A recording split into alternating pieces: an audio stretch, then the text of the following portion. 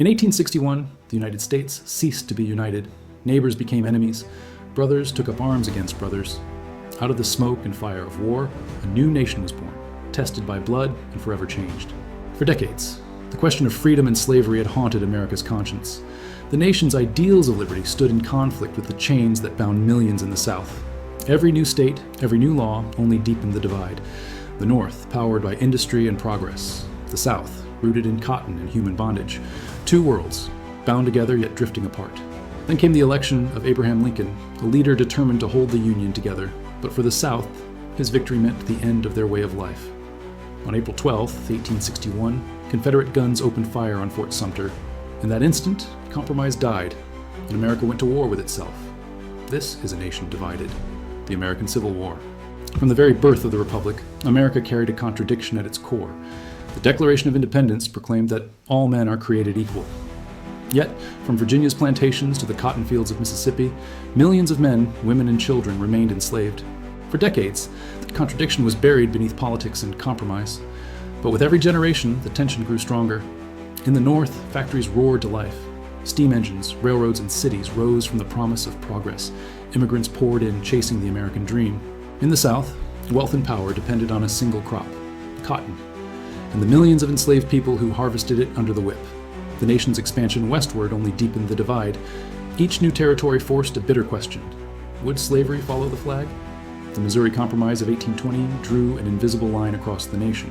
Free states above, slave states below. But it was only a temporary peace. The Compromise of 1850 tried again to hold the Union together, admitting California as free but forcing the return of escaped slaves through the hated Fugitive Slave Act. Northern cities erupted in outrage. Southern leaders warned of betrayal. Then, in 1854, the Kansas-Nebraska Act let settlers decide slavery by popular vote. The result was chaos. Blood spilled in the streets of bleeding Kansas. Out of these conflicts emerged new voices: Frederick Douglass, Harriet Beecher Stowe, and John Brown, men and women who refused to stay silent. Their words and deeds exposed a moral wound that could no longer be ignored. By 1860, the Union stood on the brink. Two Americas, two economies, two moral visions, bound together by law, yet divided by belief, and soon one election would decide the nation's fate. From the very birth of the Republic, America carried a contradiction at its core. The Declaration of Independence declared that all men are created equal. Yet, in that same summer of 1776, enslaved Africans toiled in silence on the plantations of Virginia, Georgia, and the Carolinas, their freedom promised to others, but denied to them. The founders spoke of liberty, but wrote compromises into the Constitution. Political bargains meant to hold the young nation together. In Philadelphia, freedom was written into parchment, and slavery was written into law. For a time, those compromises held. The new Union expanded, first 13 states, then 20, then more. But as the frontier pushed westward, so did the question that refused to die. Would slavery spread, or would it end? In the North, a revolution of industry was reshaping society. Steam power roared, textile mills spun cotton into wealth, and cities like Boston, New York, and Philadelphia became engines of modern life. In the South, a different kind of revolution took hold, one bound not by machines, but by human bondage. The invention of the cotton gin in 1793 by Eli Whitney transformed agriculture. Cotton became king, and slavery its foundation. By 1860, the South was producing over 2/3 of the world's cotton. But its riches were built upon the suffering of 4 million enslaved souls. Families torn apart, human beings bought and sold like livestock, their labor sustaining the wealth of planters and merchants alike. The nation's leaders tried again and again to contain the growing rift. The Missouri Compromise of 1820 attempted to draw a line between freedom and slavery. Everything north of latitude 36 degree free, everything south enslaved. It was a political bandage over a moral wound. For a generation, the peace held. But every new territory or every step west reopened the debate. The Mexican-American War of 1846 brought vast new lands to the United States: Texas, New Mexico, California. Yet the question returned: would these new states be free or slave? Lawmakers struggled to keep balance. The Compromise of 1850 once again stitched the Union together with uneasy thread. California entered as a free state, but the Fugitive Slave Act demanded that escaped slaves be captured and returned even from free soil. It made every citizen, North and South, a participant in slavery's survival. In Boston and New York, free black communities resisted. Vigilance committees hid fugitives in basements, churches, and secret tunnels, forming what would later be called the Underground Railroad. Thousands fled north, guided by the light of the North Star and by conductors like Harriet Tubman, who risked her life again and again to lead others to freedom. As the 1850s dawned, the conscience of the nation began to stir. Writers, preachers, and reformers filled lecture halls and printing presses with the call for justice. In 1852, Harriet Beecher Stowe published Uncle Tom's Cabin, a novel that laid bare the brutality of slavery. Southerners called it propaganda. Northerners called it revelation. Abraham Lincoln would later greet Stowe as the little woman who wrote the book that started this great war. At the same time, Frederick Douglass, once enslaved, now free, spoke to crowds across the North and in Europe, his voice thunderous and unyielding. If there is no struggle, there is no progress. His speeches gave human face and moral fire to the abolitionist cause. Yet in the South, such words were seen as threats to their very existence. To question slavery was to question the Southern world itself. Then, in 1854, the fragile peace shattered. The Kansas-Nebraska Act, championed by Senator Stephen A. Douglas, allowed settlers in new territories to decide for themselves whether to permit slavery, a policy called popular sovereignty. But instead of democracy, it brought chaos. Pro-slavery and anti-slavery settlers flooded into Kansas, each determined to claim it for their cause. The result was a mini-civil war. Towns burned, families slaughtered. Newspapers called it Bleeding Kansas. The violence shocked the nation. Political parties splintered. The old Whig Party collapsed, and from its ashes rose a new force, the Republican Party, founded on the belief that slavery must not spread into the Western territories. Its message: free soil, free labor, free men. In the turmoil of these years, the struggle over slavery became not just political, but spiritual. Ministers thundered from pulpits that slavery was a sin against God. Southern preachers, in turn, defended it as divinely ordained. The Bible itself became a battleground. Among those who refused to wait for words was John Brown, a man who believed that only blood could wash away America's sin. In 1859, he led a daring raid on the federal arsenal at Harper's Ferry, Virginia, hoping to arm the enslaved and ignite a rebellion. The raid failed. Brown was captured, tried, and hanged, yet his final words echoed like prophecy. I am now quite certain that the crimes of this guilty land will never be purged away but with blood. To the South, John Brown was a terrorist. To many in the North, he became a martyr. By the late 1850s, America was coming apart at the seams.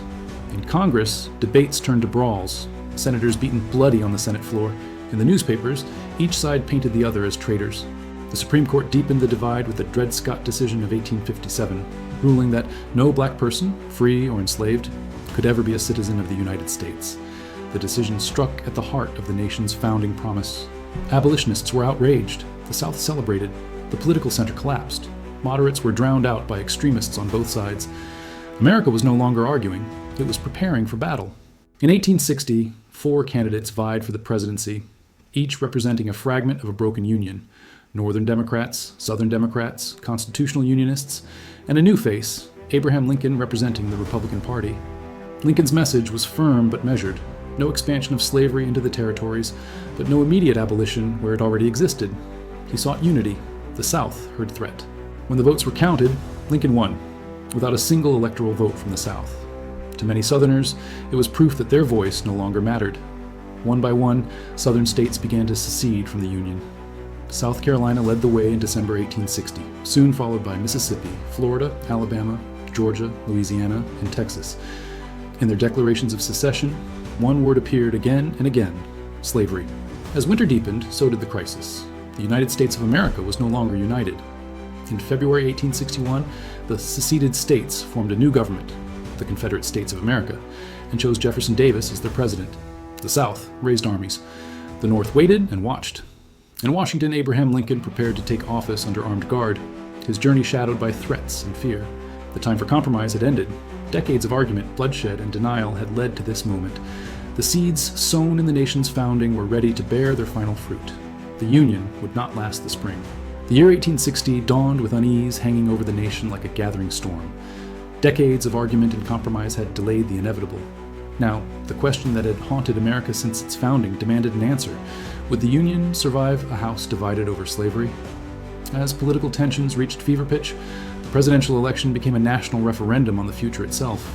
The Democratic Party, once the nation's dominant force, fractured along sectional lines. Northern Democrats rallied behind Stephen A. Douglas, who championed popular sovereignty, while Southern Democrats turned to John C. Breckinridge, defending slavery as a constitutional right. A third faction, the Constitutional Union Party, pleaded for moderation with John Bell as their candidate, calling simply for the preservation of the Union. And then came a tall, quiet lawyer from Illinois, Abraham Lincoln. Representing the young Republican Party, Lincoln spoke not with fire, but with conviction. He opposed the expansion of slavery into the territories, yet promised not to interfere where it already existed. To many in the North, he was the embodiment of reason, a man of humble origins who believed the nation could be both free and united. To the South, he was a symbol of everything they feared, a government that would one day abolish slavery entirely. When the votes were counted in November 1860, Lincoln won the presidency with less than 40% of the popular vote, and not a single electoral vote from the South. The message was unmistakable. A president could now be elected without Southern support. For many Southerners, that meant their voice in the Union was dead. The reaction was swift and defiant. On December 20th, 1860, South Carolina became the first state to secede from the United States. Within weeks, Mississippi, Florida, Alabama, Georgia, Louisiana, and Texas followed. Across the South, bells rang and crowds cheered as delegates signed ordinances of secession. They spoke of state sovereignty, but their documents told the true story. Each declaration named one central cause, the defense of slavery. As the North watched in disbelief, the seceding states met in Montgomery, Alabama in February 1861 to form a new government, the Confederate States of America. They adopted a constitution nearly identical to the U.S. Constitution, but with one unmistakable difference. It explicitly protected the ownership of enslaved people. They chose Jefferson Davis, a Mississippi senator and former U.S. War Secretary, as their president. For the South, this was independence, a new nation born in defiance. For the North, it was rebellion. In Washington, the outgoing president, James Buchanan, stood paralyzed. He declared secession illegal, but insisted he had no power to stop it. Federal forts and arsenals across the South were seized by local militias, while the Union government hesitated to act. The flag of the United States still flew over one lonely stronghold in Charleston Harbor, Fort Sumter, a tiny island garrison commanded by Major Robert Anderson, cut off and running out of supplies. As the crisis deepened, Abraham Lincoln prepared to take office. His journey from Illinois to Washington was shrouded in secrecy and danger. Rumors of assassination spread through every crowd he passed. In February 1861, the president-elect slipped quietly into the Capitol under guard, arriving before dawn.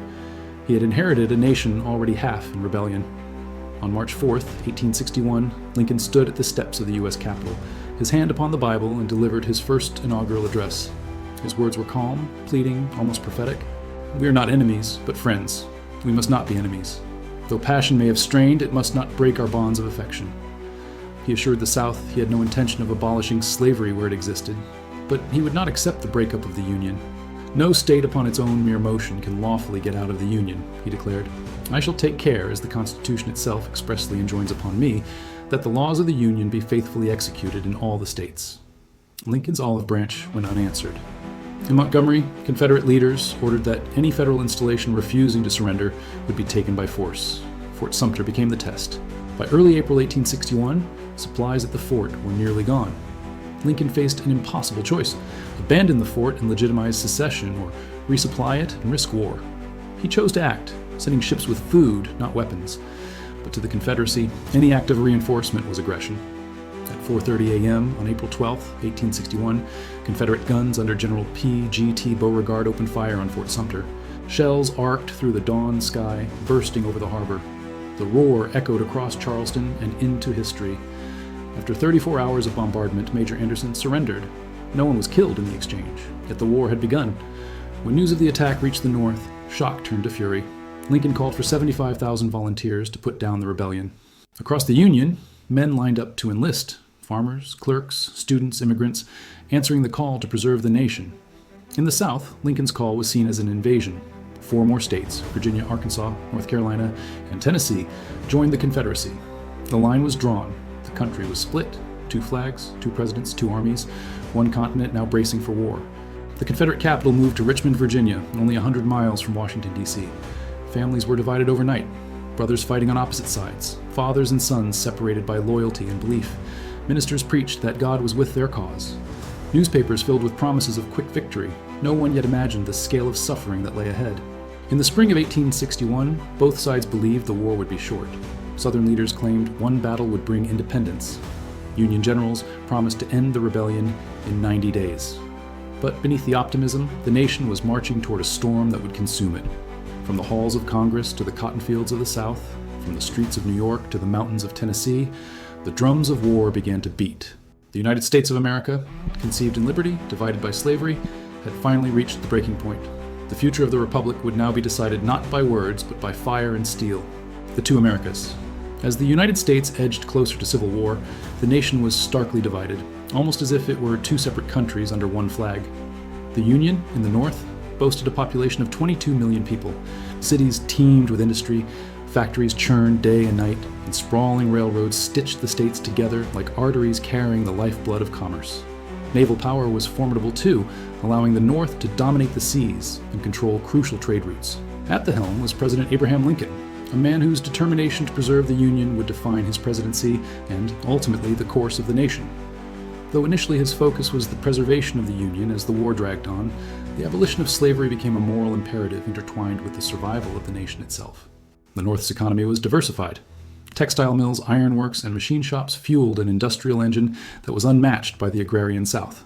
Railroads not only carried goods, but also soldiers and supplies, giving the Union a strategic advantage that would prove critical in long campaigns.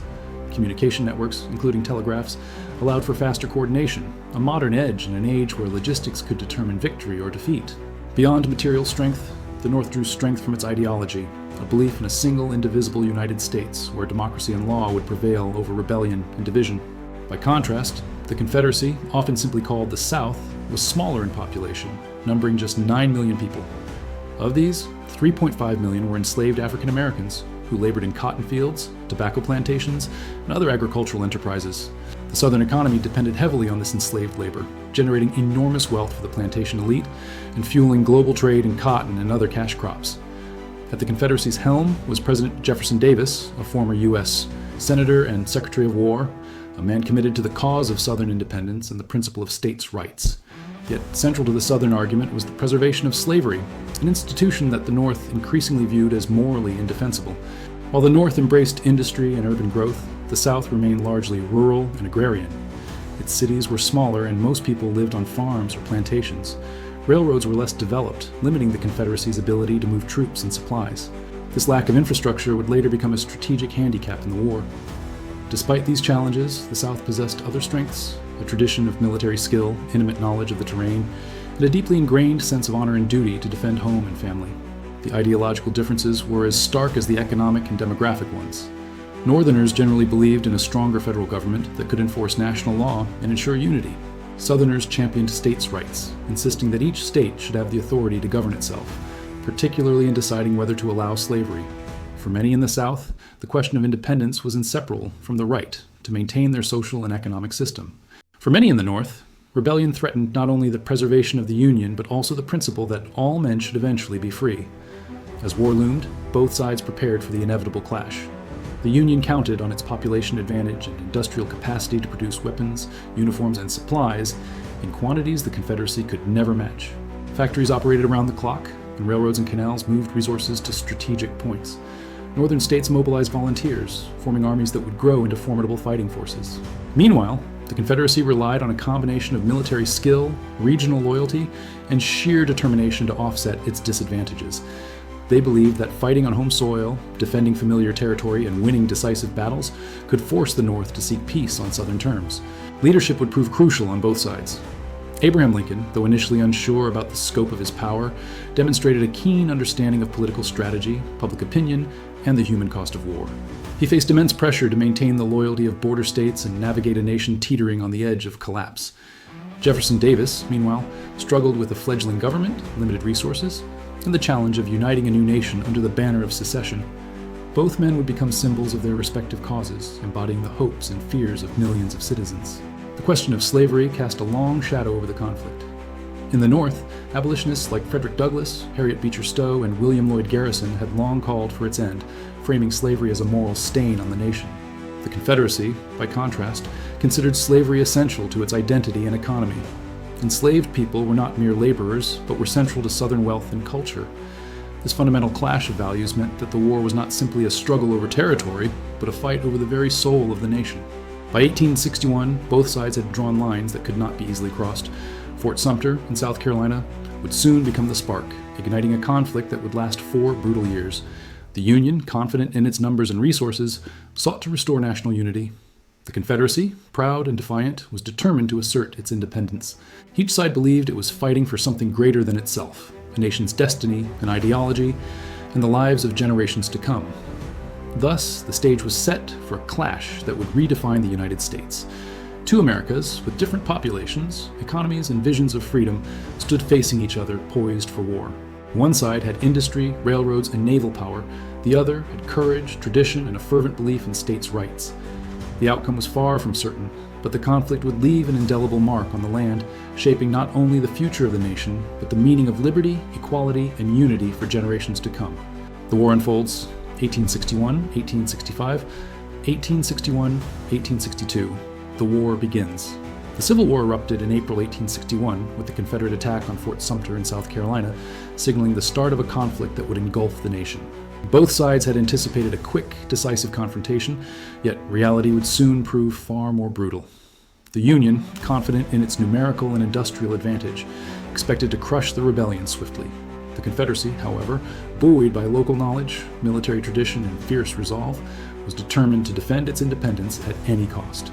The first major clash came at Bull Run, near Manassas, Virginia, in July 1861.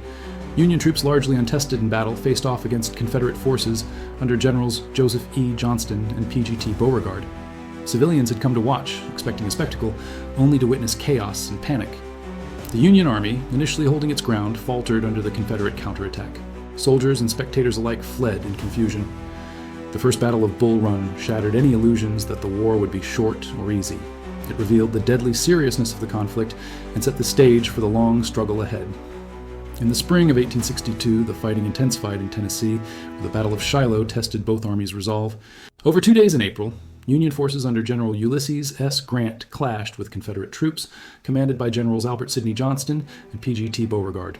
The battlefield became a scene of unimaginable carnage. More than 23,000 soldiers were killed, wounded, or missing by the end of the fight. Families across the nation learned the stark truth. The Civil War would demand sacrifices on a scale previously unseen in American history. Shiloh taught both sides that victory would not come cheaply or easily. By September 1862, the war had moved into Maryland as Confederate General Robert E. Lee sought to bring the fight onto Union soil. The Battle of Antietam, near the small town of Sharpsburg, would become the single bloodiest day in American military history. Over 22,000 men were killed, wounded, or missing in a mere 12 hours. The landscape was transformed into a scene of horror. Forests littered with fallen soldiers, fields stained with blood, and medics struggling to care for the wounded.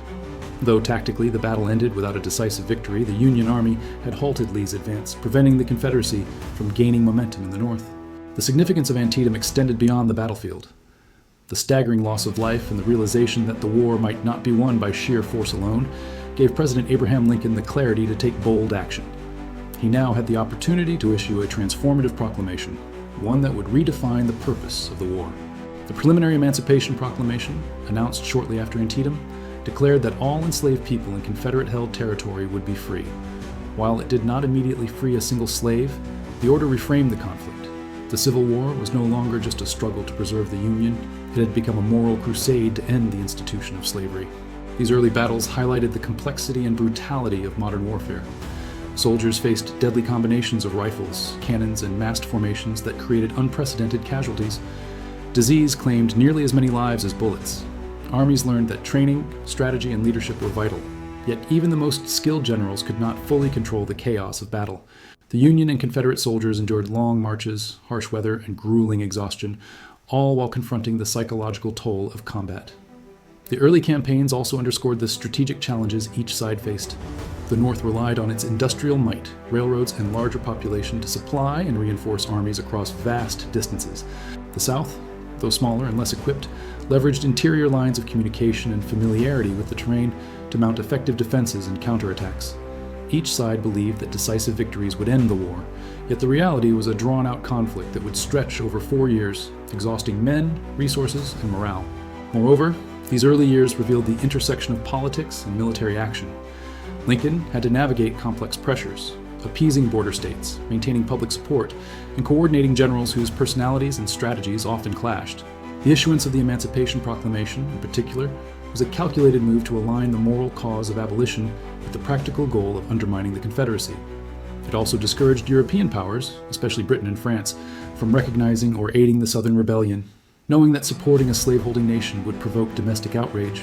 By 1862, the nation was firmly in the grip of total war.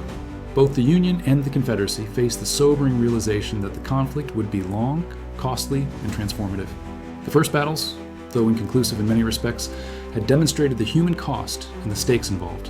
Soldiers and civilians alike were drawn into a struggle that would challenge their endurance, reshape society, and define the future of the United States. The early years of the war, Bull Run, Shiloh, Antietam, were more than just military engagements. They were defining moments that tested leadership, strategy, and the moral compass of the nation. Each battle, with its staggering casualties and unforeseen consequences, revealed the harsh reality that the Civil War would not be a simple contest of armies, but a profound struggle over the soul of the country. The war unfolds, 1863-1865. 1863-1865, turning points and total war. By 1863, the Civil War had entered a critical phase. Both the Union and the Confederacy had suffered immense losses, and the question of who would emerge victorious remained uncertain. The Union had faced defeats and setbacks, but the tide was beginning to shift. A combination of strategic victories, industrial strength, and visionary leadership would gradually turn the conflict in the North's favor. One of the most decisive moments came in July 1863 at Gettysburg, Pennsylvania. Confederate General Robert E. Lee, seeking to strike deep into Union territory, confronted Union forces under General George G. Meade. Over 3 brutal days, soldiers fought in fields, hills, and forests, enduring sweltering heat and relentless artillery fire. Pickett's charge, a desperate Confederate assault on the Union center, ended in devastating failure, marking a turning point in the war. Lee's army was forced to retreat back into Virginia, and the Confederacy would never again mount a large-scale offensive in the North. The Battle of Gettysburg claimed more than 50,000 casualties, a staggering human cost that underscored the war's intensity. Simultaneously, the Union achieved another significant victory at Vicksburg, Mississippi. For months, General Ulysses S. Grant's forces besieged the city, cutting off supply lines and relentlessly bombarding Confederate defenses. On July 4, 1863, Vicksburg surrendered, giving the Union control of the Mississippi River. This victory effectively split the Confederacy in two, severing communications and supply routes between the eastern and western regions. It demonstrated the Union's growing capacity to combine strategy, logistics, and sheer persistence to achieve decisive results. The victories at Gettysburg and Vicksburg signaled a new phase of the war. The Union now had momentum, while the Confederacy faced mounting challenges. Confederate forces were stretched thin, resources were dwindling, and the blockade of southern ports by the Union Navy was strangling trade. In contrast, the North's industrial base allowed it to produce weapons, ammunition, and supplies at an unmatched pace. The scale of the conflict had expanded beyond traditional battlefield engagements. It had become a war of attrition, where infrastructure, supply chains, and civilian morale were as important as battlefield tactics. In 1864, the Union intensified its efforts to bring the war to the southern heartland. General William Tecumseh Sherman embarked on a campaign through Georgia that would redefine the nature of modern warfare. Sherman's strategy, often called total war, targeted not only Confederate armies, but also the economic and logistical resources that supported them. Cities, railroads, and plantations were systematically destroyed to undermine the South's ability to continue fighting. His march from Atlanta to Savannah, later immortalized as the March to the Sea, struck fear into the Confederacy and demonstrated the Union's ability to project power deep into enemy territory. Sherman's campaign was devastating for the South, but it also showcased the harsh realities of war. Civilians, who had already endured years of hardship, now witnessed the destruction of homes, crops, and livelihoods. Soldiers marched through scorched landscapes knowing that victory would come at a tremendous human and moral cost. Yet the campaign was undeniably effective. It disrupted Confederate supply lines, demoralized Southern forces, and reinforced the inevitability of Union victory. Meanwhile, President Lincoln faced immense political and personal challenges. In 1864, he sought re-election amid ongoing conflict and widespread public fatigue. Many questioned whether the war could be won, while others debated the morality of the Emancipation Proclamation and the conduct of Union generals. Lincoln's leadership, however, remained steady. He balanced military strategy with political necessity, navigating the complex interplay of public opinion, Congress, and international perception. His vision of a reunited nation free from slavery guided the Union's efforts, even as the war reached unprecedented levels of destruction. By 1865, the Confederate resistance was collapsing. General Lee's forces were exhausted, undersupplied, and vastly outnumbered. In April, Union troops captured Richmond, the Confederate capital, signaling the effective end of the rebellion. A week later, Lee surrendered to Grant at Appomattox Courthouse, a moment that symbolized not only military defeat, but also the preservation of the Union. Though sporadic fighting continued in other regions, the major conflict had ended, and the nation faced the daunting task of reconstruction and reconciliation. The final years of the war reshaped the United States in profound ways. More than 600,000 soldiers had died, and countless others were wounded or displaced. Slavery, the central issue of the conflict, was abolished with the ratification of the 13th Amendment, transforming the social, economic, and political landscape of the South. The war had demonstrated the power of industrialized nations, the importance of strategy and logistics, and the human capacity for endurance and sacrifice. The campaigns from Gettysburg to Sherman's March illustrate how the Civil War evolved from a series of battles into a total conflict that encompassed soldiers, civilians, and infrastructure alike. It was a war that tested the limits of leadership, morality, and endurance. The victories of the Union, achieved through determination, strategy, and industrial might, ensured not only the survival of the United States, but also set a precedent for modern warfare, showing how a nation's resources, population, and ideology could be leveraged to achieve decisive results. Ultimately, the war's conclusion was more than the end of hostilities. It was a transformation. The United States emerged stronger, though scarred, with a renewed commitment to unity and freedom. The sacrifices of those who fought and died laid the foundation for a nation striving toward equality and justice. The lessons of these campaigns, the courage displayed by soldiers, and the vision of leaders like Lincoln continue to resonate, reminding future generations of the costs and responsibilities of preserving a nation. The cost of freedom. The Civil War came to an end in the spring of 1865, but the toll it exacted on the nation was staggering. Over 620,000 Americans had died in the conflict, more than the combined total of all other U.S. wars before and since, proportionally speaking. Communities across the nation were left mourning fathers, sons, brothers, and husbands. Fields, towns, and cities had been transformed by smoke, fire, and battle, leaving a landscape scarred by 4 years of unprecedented violence. Families who had once taken peace for granted now faced the reality of loss on a scale previously unimaginable. Yet alongside this immense human cost came profound transformation. 4 million enslaved African Americans were freed, marking the greatest social upheaval in the nation's history. Generations who had been denied liberty suddenly found themselves able to claim their freedom and, in theory, their place as citizens in a nation that had long denied them equality. The abolition of slavery was not just a legal shift, it was a moral revolution that fundamentally reshaped the American social fabric. Former slaves sought to reunite families torn apart, build communities, and participate in the political and economic life of the nation. The work of freedom had only begun, even as the guns fell silent. Amid this moment of triumph and transformation, tragedy struck in the most personal and dramatic way. Just days after the Confederate surrender, on the evening of April 14, 1865, President Abraham Lincoln attended a performance at Ford's Theater in Washington, D.C. As he watched the play, he was shot by John Wilkes Booth, a Confederate sympathizer who hoped to reignite the flames of rebellion through this act of violence. Lincoln's death the following morning sent shockwaves through a grieving nation. The man who had guided the Union through its darkest hours, who had issued the Emancipation Proclamation and preserved the United States, was gone. In death, Lincoln became a martyr for liberty, union, and the enduring principles of the nation. The assassination of Lincoln compounded the sorrow that already weighed heavily on the country. Cities across the North and South observed days of mourning. The president's body was transported by funeral train through multiple states, giving citizens a final opportunity to pay their respects. The loss of Lincoln underscored the fragile nature of victory and the ongoing challenges of Reconstruction. Though the Union had been preserved and slavery abolished, the path toward true equality and reconciliation would prove difficult and fraught with struggle. The end of the war also brought into sharp focus the sacrifices made by soldiers on both sides. Young men who had marched to battle in 1861 returned home, or, in many cases, did not return at all.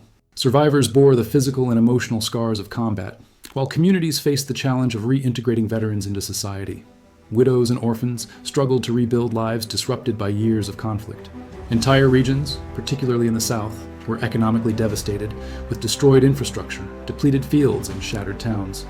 Yet these sacrifices laid the foundation for a nation that would eventually strive to live up to its ideals of liberty and equality. The abolition of slavery also created a new political and social reality.